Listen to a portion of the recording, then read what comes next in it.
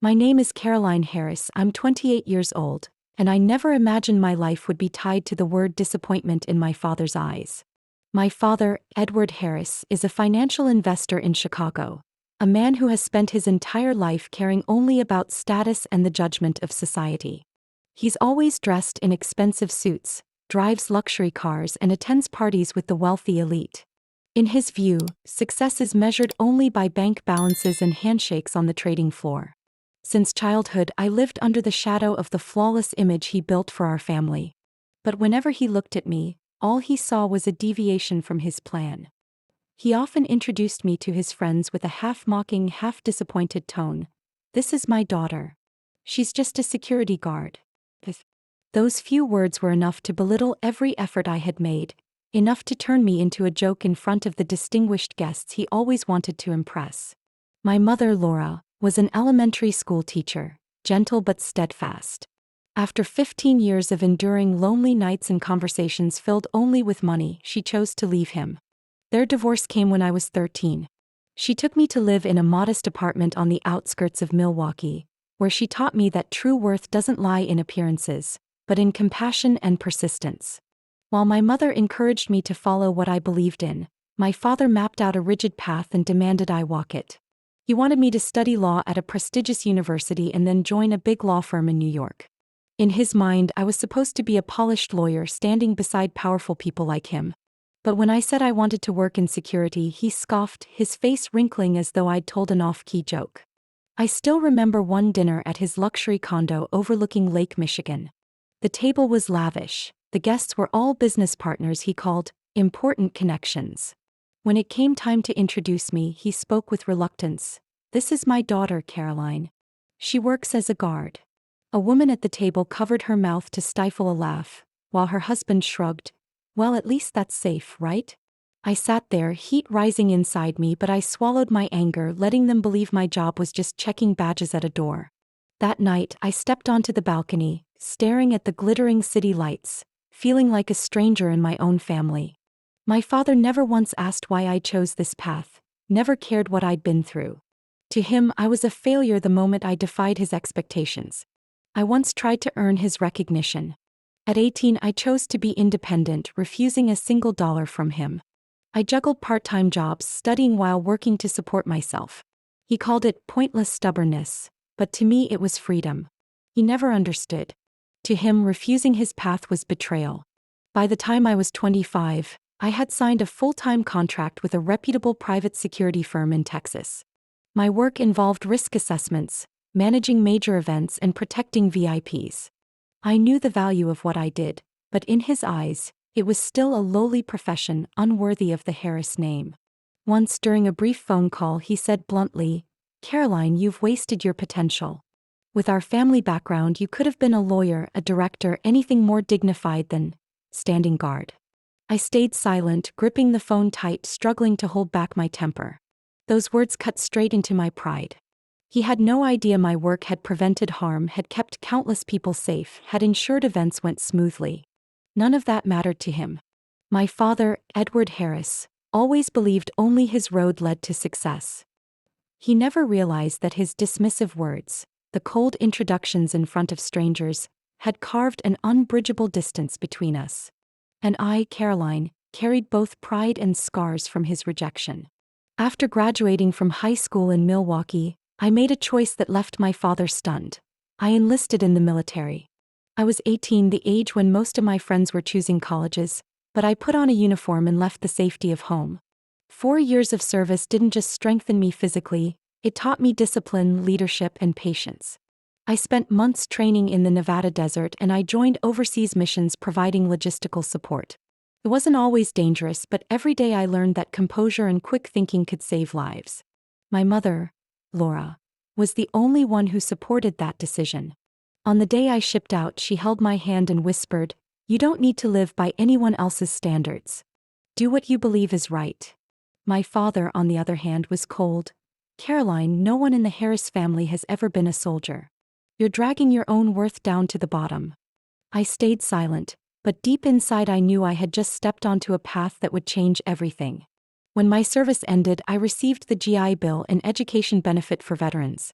I returned to Wisconsin and enrolled in criminal justice at a local university. By day, I attended lectures. By night, I worked as a security officer at a student housing complex. There were nights I had to put down my textbook to deal with a drunk student causing trouble. The work was tough, the pay low, but I never regretted it. I knew every sleepless hour was pushing me closer to the life I wanted. At 25, I graduated and applied to Sentinel Global Security, a well-known private firm in Dallas specializing in high-level events and personal protection. I still remember my interview. The HR director, Jonathan Reed, looked me straight in the eye and asked, "Why this line of work instead of a stable office job?" My answer was immediate: because I want to make a difference in moments when others lose control. I know I can stay calm when danger comes close. That answer secured me a place at Sentinel. 3 years in, I had seen it all. I once oversaw security for an energy summit in Houston attended by dozens of CEOs and officials. By spotting a man posing as a technician, I prevented a data breach worth millions of dollars. Another time, I was assigned to protect a famous singer during a tour stop in Los Angeles. Fans pushed against barricades, the crowd turned chaotic, but with quick coordination, the concert ended safely. Afterward, the company director sent me a personal letter of commendation.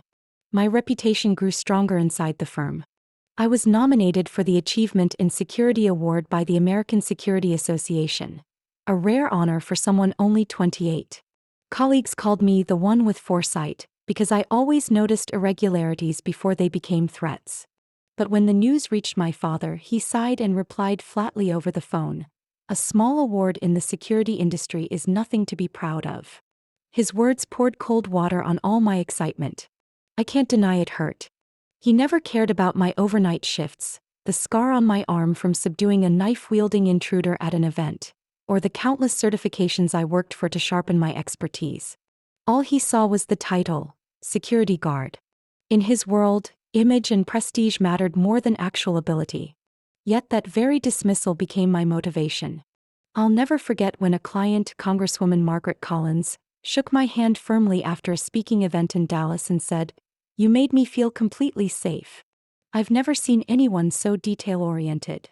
Words like hers gave me the strength to keep going, no matter how cold my father's silence remained. At 27, I was promoted to risk assessment team leader. The job took me to major cities from New Orleans to San Francisco. I learned to command under pressure, to stay quiet when I witnessed clients' secrets. Even with achievements others envied, I still couldn't make my father look at me with pride. At his social gatherings, I remained the daughter who works security. Once, one of his old friends, Samuel Price, a prominent lawyer, happened to see me at a security event. After watching me direct my entire team through an emergency drill, he asked my father later that evening, "Edward, do you even know what your daughter actually does? She's better than most professionals I've worked with in law." My father gave only a strained smile and quickly changed the subject. I understood he wasn't ready to admit it. But deep down, I believed the day would come when he would have no choice but to face the truth of my worth. Not through titles or rehearsed introductions, but through actions no one could deny. At the start of the summer when I was 28, a gold-embossed wedding invitation arrived in my hands. My father's name, Edward Harris, was printed in bold beside his soon-to-be wife, Victoria Green, a wealthy 45-year-old widow once well known in Chicago's real estate circles. This would be my father's third marriage, and according to the society pages, the wedding promised to be a lavish affair, gathering the city's entire upper class. I held the invitation with a heavy heart.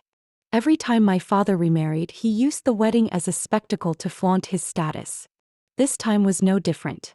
The ceremony was set for a luxury hotel on the shore of Lake Michigan, where a single night's stay cost as much as a month's salary for an ordinary office worker.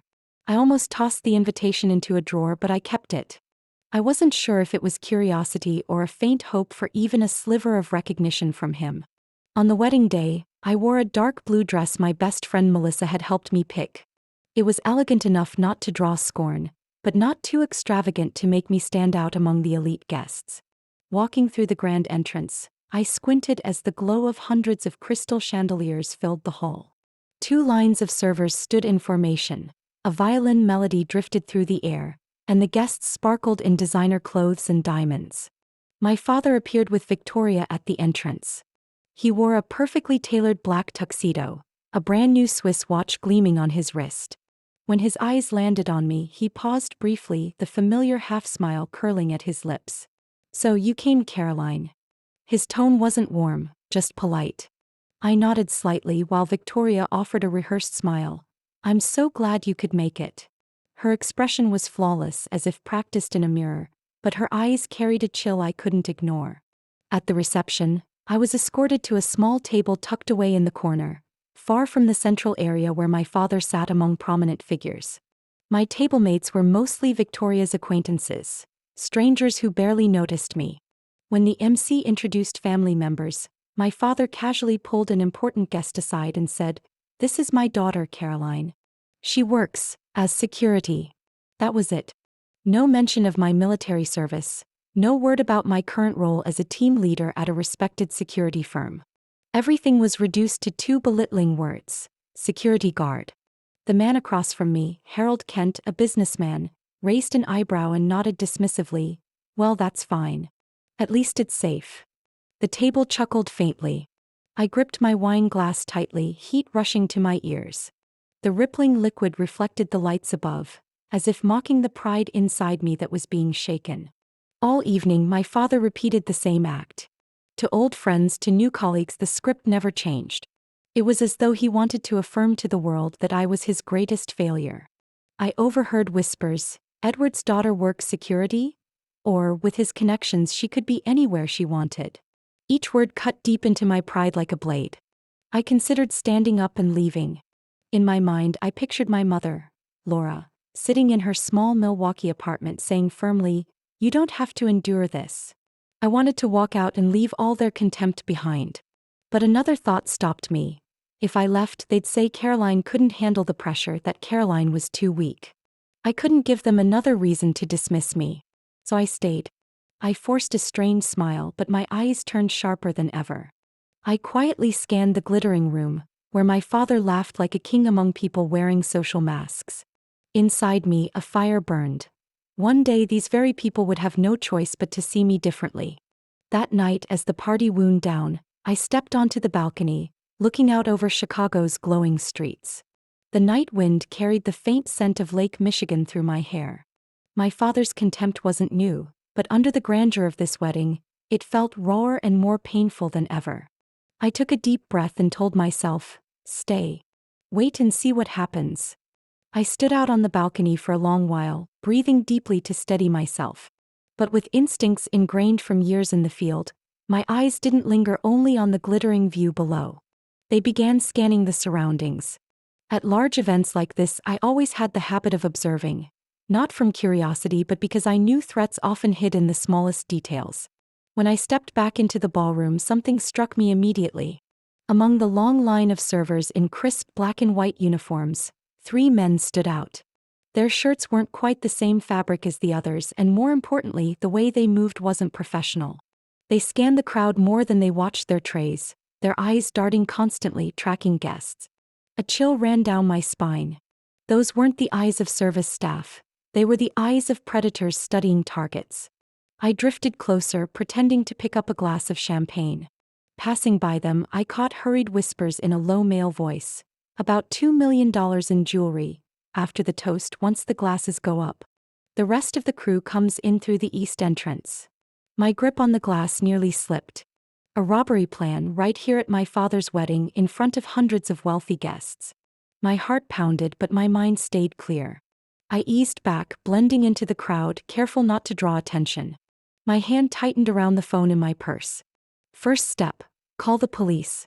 I slipped into a quiet hallway and dialed emergency, my voice low but firm. "This is Caroline Harris. I'm a senior officer with Sentinel Global Security, currently at the Lakeshore Grand Hotel for a wedding event. I just overheard a plan for an armed robbery targeting guests' jewelry, worth millions of dollars. Suspects disguised as servers. Request immediate backup." The dispatcher confirmed units would arrive within 15 minutes. That was more than enough time for chaos. I couldn't just wait. The next step was contacting hotel security. The security office was near management, behind a discreet wooden door. I knocked firmly, and a middle-aged man in uniform answered, His name tag reading Paul Jenkins, head of security. He eyed me warily. Guests aren't allowed back here. I quickly held up my Sentinel ID. I'm not just a guest. I've identified a serious threat. Hear me out. If I'm wrong, you can throw me out. Paul hesitated, then nodded me inside. I relayed what I'd heard, describing the 3 suspects in detail. His brow furrowed. We've got 6 guards covering the property, none armed. If their crew's larger, we'll be outmatched. I've already called the police, I said firmly. But until they arrive, we need to keep guests safe and make sure those men don't realize they've been spotted. Paul studied me for a moment before exhaling. All right. You take point. You clearly know what you're doing. We moved quickly. I recommended placing 2 guards near the east entrance where the backup crew was expected. 2 more would cover the bar and the gift tables, prime targets for valuables. The remaining staff would continue normal patrols, blending in. I stayed in contact with Paul over hotel radios, watching the crowd while tracking the suspects. Back in the ballroom, I saw my father laughing brightly, toasting with friends. He had no idea that in this very moment his life and everyone else's hung on the edge of a ruthless plan. I wanted to warn him, but doing so risked tipping off the suspects and triggering an early strike. My gaze locked on one of the men. He subtly adjusted a hidden earpiece, murmuring into it. That was the signal. The rest of his crew was moving. In that instant, I felt the tension like the air before a storm. Laughter, music, the clinking of glasses filled the room, but only I knew danger was seconds away. My hand tightened around my phone, my eyes never leaving the suspects. Every instinct in me screamed the same warning. Tonight would be far from peaceful. The violin still played softly when the chandeliers above suddenly flickered. I recognized it instantly. It was a prearranged signal. Seconds later, one of the suspicious servers pulled out a gun and shouted, "Nobody move. This is an armed robbery. Anyone resists will pay the price." The room, once filled with laughter, exploded into chaos. Screams rang out, chairs toppled, glass shattered. I counted fast. 7 men, just as I had guessed. 4 stormed in through the east entrance. 3 had already blended inside. All carried handguns and 1 had a knife strapped to his belt. An older guest scrambled to stand but was immediately shoved to the ground. His companion, a woman in her 70s, trembled so hard she nearly fainted. I slid toward her, gripped her hand and whispered, "Breathe deep. I won't let anything happen to you." Her tearful eyes widened and she nodded rapidly. Meanwhile, the ringleader, a man with close-cropped hair and a scar carved across his cheek, strode straight toward my father and Victoria. He pressed a gun to my father's temple and barked, "The watch, the ring, hurry." My father's face drained of color. For the first time in my life, I saw him truly shake. Instinct took over. I relayed the robbers' positions to Paul Jenkins over the radio, then crouched low behind a banquet table. When the leader bent down to rip the watch off my father's wrist, I launched forward, twisting into his path. 1 precise strike to his wrist sent the weapon clattering to the floor. He reacted instantly, swinging a fist into my shoulder. Pain shot down my arm, but I threw him to the carpet, locking his arm in a maneuver I'd drilled hundreds of times in the military. At that moment, another man fired. I dodged the first shot, but the second grazed my left arm, tearing it open. Blood seeped fast, soaking my sleeve. My vision darkened briefly from the pain, but I clenched my teeth, holding the leader as a shield. My voice cut through the panic. "Drop your weapons. Police are on the way." The thieves faltered, exchanging uneasy looks. Then distant sirens pierced the air, blue and red lights flashing through the windows. Officers stormed in from 2 directions, weapons raised. Guests ducked and sobbed. The thieves, seeing their leader pinned and police flooding the room, tossed guns to the ground. But one panicked giant grabbed a young server, dragging him into the kitchen with a gun jammed against his head. "Back off. 1 step closer and I'll shoot." I didn't think, I ran, ignoring the blood streaming down my arm. Inside the kitchen, I saw him clutching the boy near the back door. The server's chest heaved, eyes wild with terror. I raised both hands, speaking steadily, "Listen, there's no way out. Police surround this building. If you fire, your sentence will be far worse. Put the gun down, let him go." He snarled, sweat dripping, "Shut up. I don't believe you." I stepped closer, voice firm. "I served in the military. I know panic when I see it. If you want even a chance, take my advice. This is your only way. In his split-second hesitation, I spun, kicked hard at his wrist. The gun flew across the grease-slick floor. I pinned him down while the server bolted toward the waiting officers outside. Within moments, all 7 thieves were restrained. The metallic click of handcuffs echoed through the kitchen, blending with my ragged breaths. My arm burned with pain, but watching the ballroom calm again filled me with relief. Guests were guided out, still trembling. My father stood frozen at the center of the hall, pale, silent, his eyes locked on me, no longer with disdain but with something I couldn't yet name.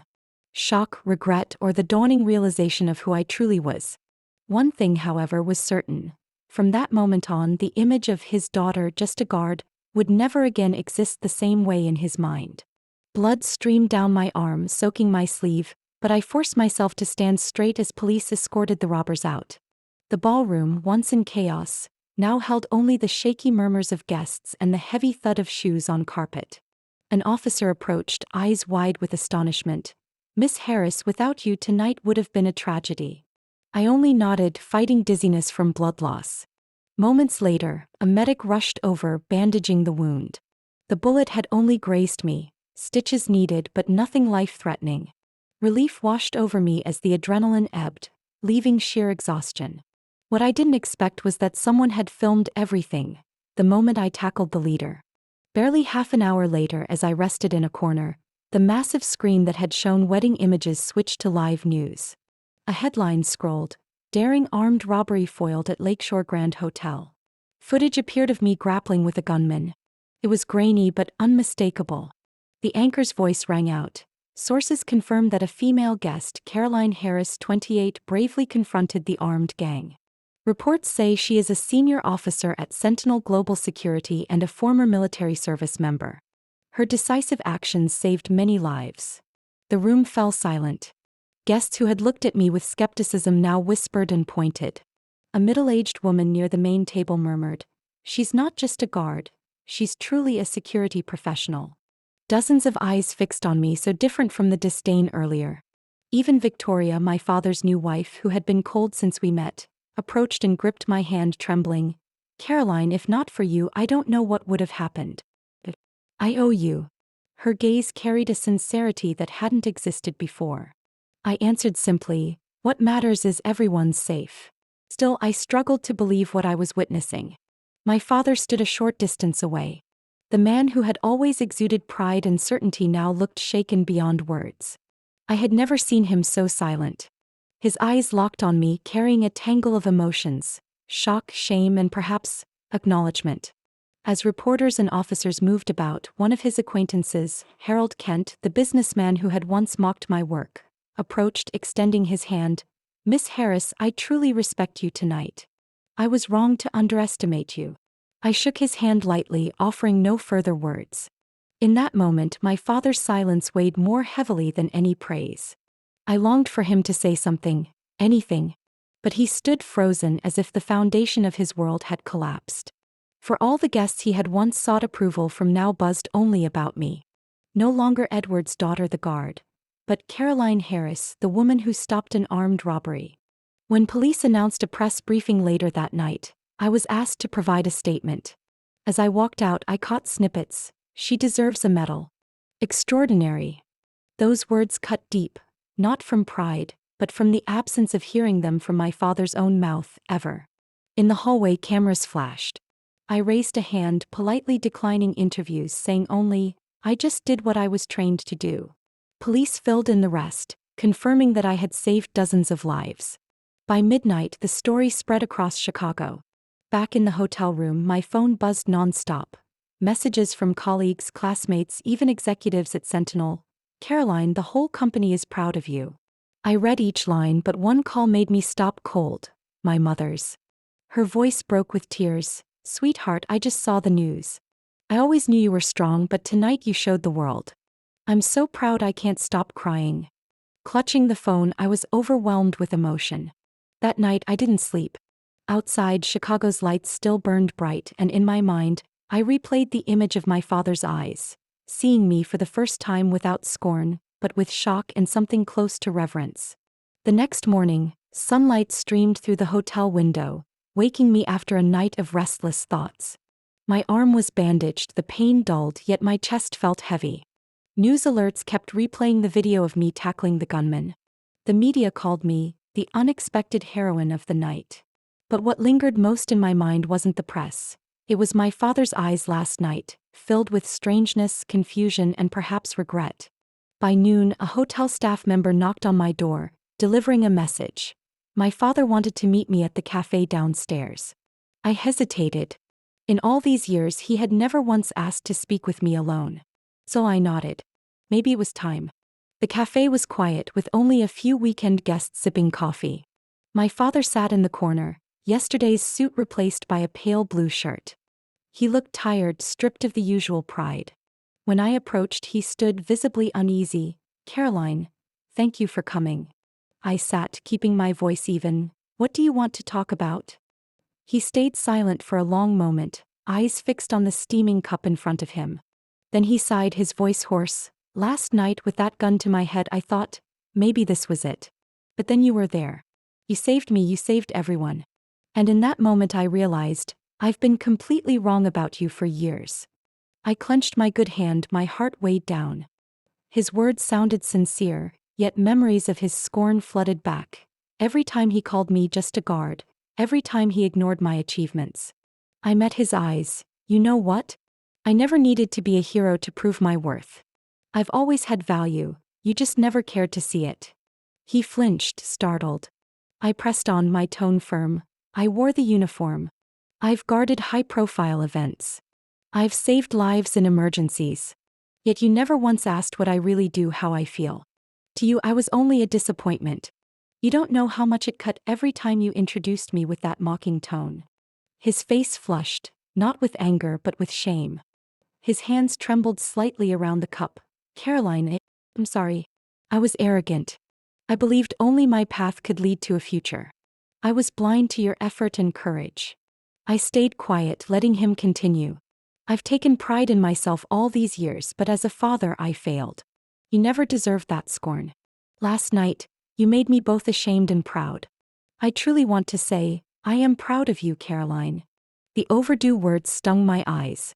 I didn't cry, but emotion rose like a knot in my throat. Slowly I replied, "I don't need your pride to know I have worth. But, if you mean it, then it's something I've waited to hear for a very long time." We sat in silence, the tension softening. He lifted his gaze, no longer cold. "I don't expect forgiveness right away. But I want to start over. I want to know about your work, your life. I don't want to see you only through the lens of my old prejudices." I leaned back, taking a long breath. For the first time I sensed sincerity in his voice. The distance between us was still there, but perhaps this was a beginning. I nodded slightly. "If you're truly willing, I'll give you that chance. But this time you have to listen with respect." He offered a faint, unguarded smile, one without arrogance.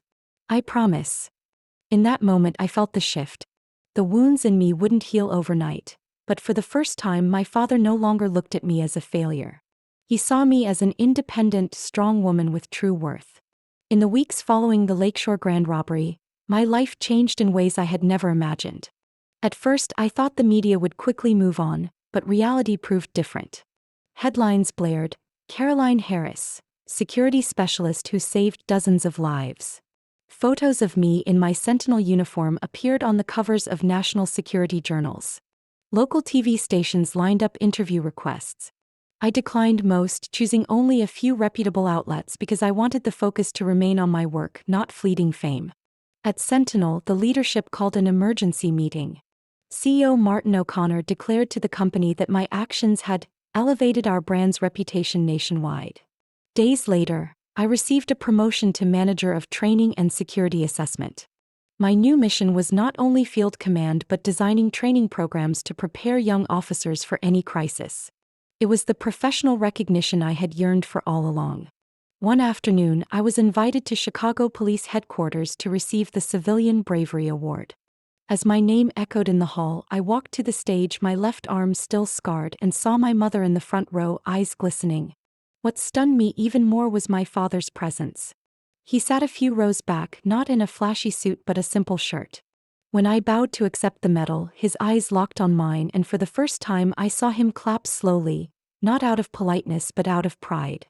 After that day, my father began reaching out. He asked about my schedule, about the assignments he once ignored. One evening, I received a startling message. "Caroline, may I visit your apartment?" My fingers froze. That small place in North Chicago, shared only with a few potted plants my mother had given me, had never once welcomed him. Yet I replied, "Come over." That night he stepped inside, his eyes roaming over every detail. My framed photo with military teammates, shelves lined with training manuals, the small desk where I drafted lesson plans. After a pause, he said softly, "I used to think success meant big houses and luxury cars. But looking at this place, I see something else. Independence. Pride. I never thought of it that way before." We ate dinner together, simple pasta I had cooked. Mid-meal, he set down his fork and met my gaze. "Caroline, I know you don't need my validation to be happy. But I want you to know, I've stopped imposing my standards. I want to listen instead of telling you who to be." I stayed quiet a moment before answering, "What I need is respect. If you can truly give me that, we can start over." From then on, the distance narrowed. He no longer introduced me with a dismissive tone at social gatherings. Instead, he boasted, "My daughter works at Sentinel, leading the training of elite security teams." The first time I heard it, I was stunned and strangely warmed. As for me, I learned to release the burden. I sought therapy, speaking openly about years of hurt from being belittled. Through each session, I realized my worth had never depended on his approval. I had always been strong, but now I was confident, because I no longer lived to prove myself to anyone. Every time I glance at the small scar on my arm, I remember that ballroom, the moment that changed everything. It reminds me not only of danger but of the truth. I lived by what I believed in. No more shame, no more doubt. I know the path I chose is the right one. And to me, that is the greatest victory. Not just stopping a robbery, but reclaiming recognition, from my father and most importantly from myself.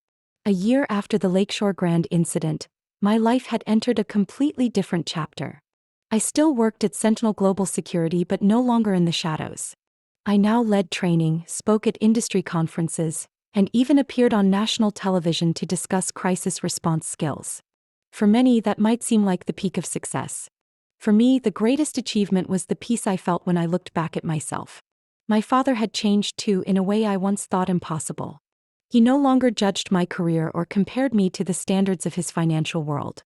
Instead, he called to say he'd read an article about me, or that he told colleagues, "My daughter helps train the teams that secure international summits." The words came late, but I welcomed them. They were like light breaking through a door long shut, not erasing the past but warming the present. Yet I understood something vital. My worth never came from my father's approval, nor from the applause of strangers. It came from living true to myself, walking the path I believed in despite ridicule or imposed expectations. I didn't become the lawyer or business executive my father had envisioned. I became a protector, someone who keeps others safe. And that is my pride. One evening, after finishing a training session for new recruits, I lingered in the empty gym, staring at the small scar on my arm.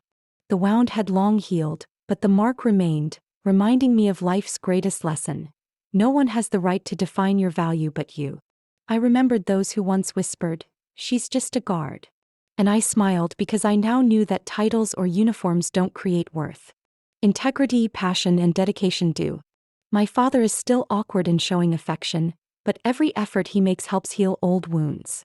The day he sat at my small kitchen table and said, "You have integrity," and that's something I lacked, I knew how far we had come from the cold distance of the past. For me, success is no longer about numbers or titles, but about waking up each morning knowing I live authentically.